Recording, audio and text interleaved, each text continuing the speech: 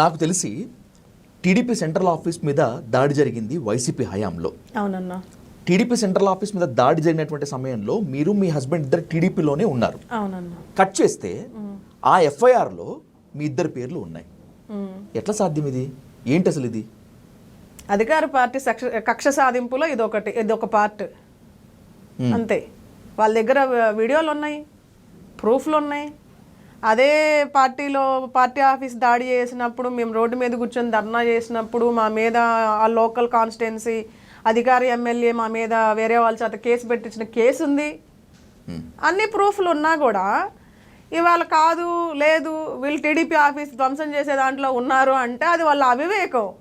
ఒక కక్ష సాధింపులో అదొక పార్ట్ తప్ప ఏం లేదు కదన్నా. ఇక్కడ క్లారిటీ ఇచ్చాను కదా మీకు. పార్టీలో మేము ఉన్నాము, దాని గురించి మేము అక్కడ ప్రొటెస్ట్లో ఉన్నాము.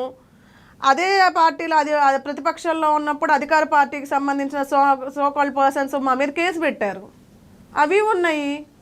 అయినా కూడా మళ్ళీ వీళ్ళు టీడీపీ ఆఫీసు పగలగొట్టే దాంట్లో వీళ్ళు ఉన్నారు అంటే అదేంటి కక్ష సాధింపు కాకుండా ఇంకేంటి?